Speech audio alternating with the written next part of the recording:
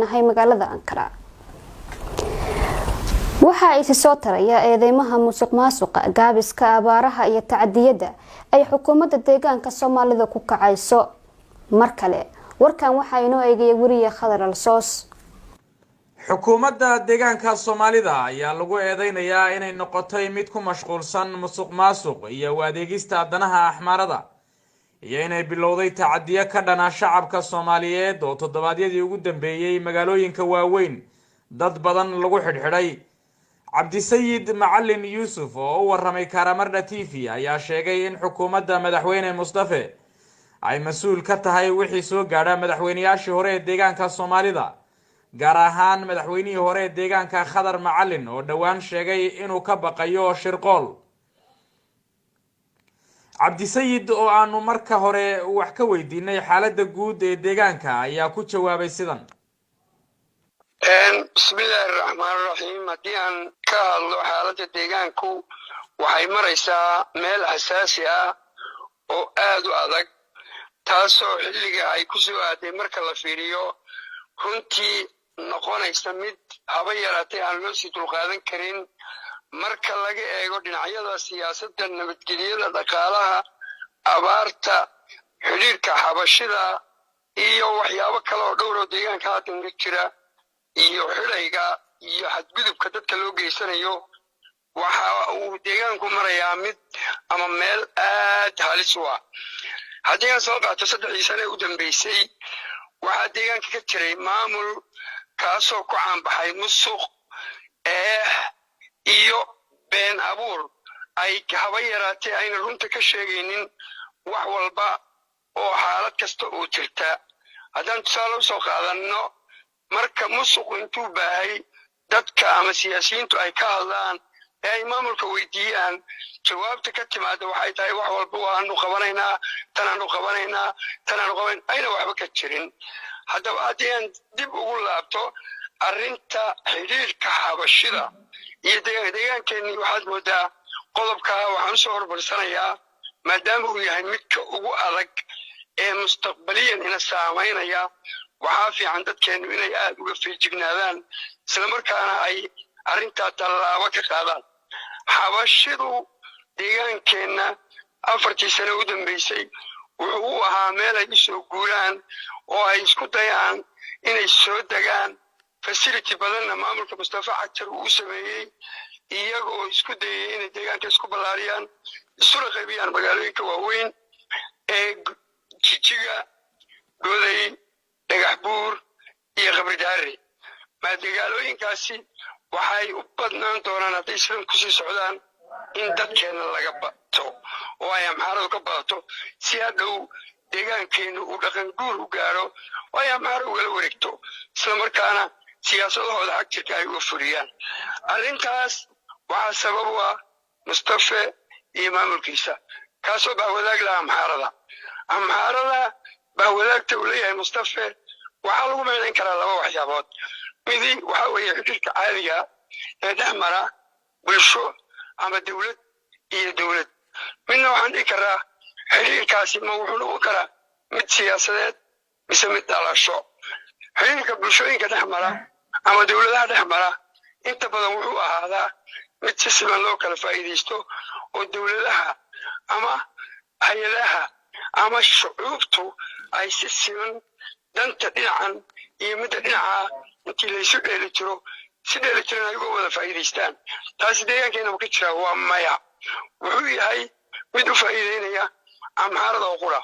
haddaba Mustafa waxaan dhihi karaa siyaasaddiisu wuxuu 100% geliyey meeshuu deegaanka geli lahaa amxaaro, isaga oo u arkaa inuu ama dantiisa ku gaaro ama wax kale oo jira oo inaga qarsoon ay jiraan. amxaaradu markaa waxay gaareen heer dadkeennii oo gaajo u dhimanaya, abaar u dhimanaysa, wax dhibaato ah oo ka maqan ayna jirin, guryaha loogu dhacayo, nabadaan haysanin.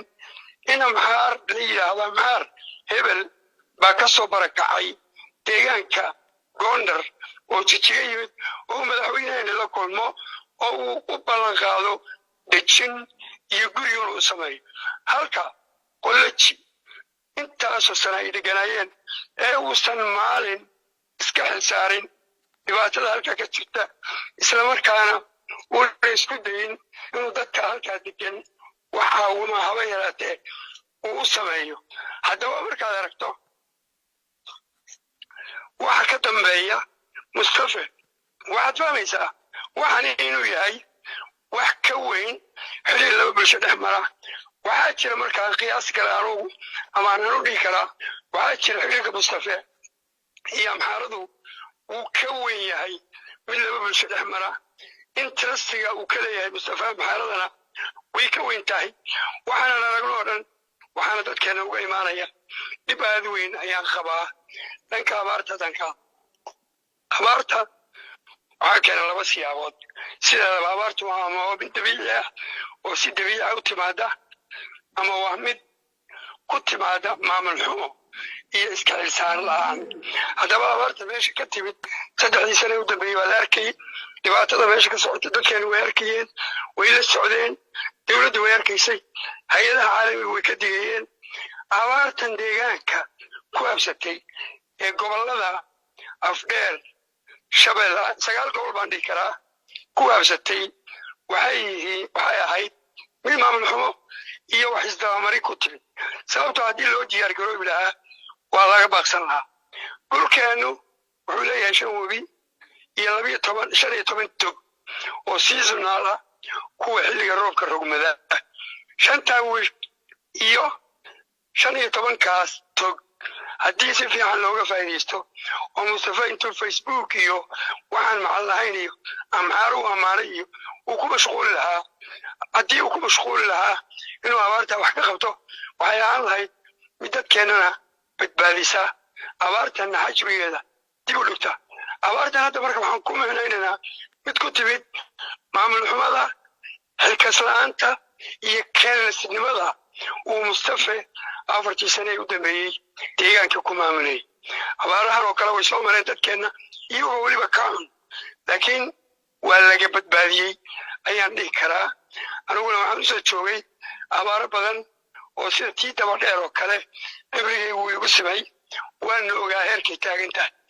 maantase dadkeena haddii aan gurba degdega loo samayn oo shiofnimada iyo hebel baa halkaa ka baxay iyo in yaroo aan lahaa in xil la iska saaro oo xukuumaddan fadhiidka ah ee Amxaar raaligelinta ah ee danteedu ay Amxaarada ku xun tahay intay indhaha ka soo jeediso ay dadkeena u soo jeesato sidii ay wax u qaban lahayd. dhinaca xadgudubka heerka u sarreeyey waxaa dadkeena loogu xadgudbaa si maxaa kala gala marka uu madaxweyne Khadar Macalin Cali oo leego iyo balaayadii Amxaaradii iyo qurunkiisu urursaday deegaanka ka sifeeyey ee dadka deegaanka u dhashay maamulkooda gacanta dib ugu soo celiyey ixtiraam uu ka waayo dowladda Mustafa Cagjar. waxaan malaynayaa cid keeli ma jirto. waxaan Mustafa xusuusinayaa Khadar Macalin isagoo gurigiisa u sii socdaa haddii uu kufo oo wax soo gaaro adiga ayaan ku haysanaa, cid aan adiga ahayna arrintaa iyada u qabsan mayno. Mustafa kole waxaan ku dhihi lahaa u fiirso, si fiican u fiirso Khadar Macalin iyo ragga la midka ah ee siyaasiyiinta ah haddii aad u taargeed garayso si aan loo baahnayn ugow adigaan ku qabsanaynaa. adiga ayaana natiijada ka timaada noqon doontaa mid dusha kaa fuusha oo meel lagugula fadhiisto tallaabana lagaga qaado. dhinaca sidoo kale madaxweyne Cabdulaahi Xasan iyo Ina Makaahil, Cabdiraxmaan Ugaas iyo kuwa kale oo dhanna si lamida sidaas aan Khadar uga hadlay ayaan uga hadlayaa. dhanka dhaqaale sidiisaba waxaa sababa wax la yidhaahdo maamul wanaagsan oo sameeya nabad dadkeenu way haystaan kama maqna. jabadda wadaniga xoreynta ogaadeenaya haddii aanu nahay waxaan u soo jirnay dagaalkii dadkanaga dartiis, balse ay dadkanagu u noqdaan kuwa bini aadamka lamid ah, kuwa aan loogu gabanin nabad la-aan baa jirta, kuwa dhibaatooyin badan oo ku socday in laga joojiyo darteed ayaanu dagaalkii u joojinay. ma aqbalayno in shacabkanagu annagoo dagaalkii joojinay in hagardaamadii, argagixisadii, udhacniinkii, xidhayii iyo gadaafooyinkii kale inay shacabkanaga habeenii maalinba ku socdaan midaan aqbalayna maaha runtiina hadday taasi sii socoto waxaan dib uga fiirsan doonaa wadahadaladii iyo heshiiskii doobiyaan la galo cabdisayid macalin yuusuf waa garso hadashay waad faahfaahisay waqti baan ku siiyey xaaladda guud halkay marayso iyo sida aad u aragtay waad sheegtay ururka ONLF eed ka mid tahay adigu maxaa iyaga la gudboon hadda guud ahaan bal iyaga maxaa la gudboon hadda gaar ahaan ONLF maxaa hadda xilligan la gudboon hadday tahay masiirka guud ee ummadda hadday tahay samata bixinta ummadda hadday tahay isxilqaamid dhinaca la talinta xukuumadda maxaa la gudboon jabada wadaniga xoreynta ogaadeenaya inay kolka ugu horeysa ay fiiriso xaaladda hadda lagu jiro dib u qiimaysa saddexdii qodob Itoobiya lagu heshiiyey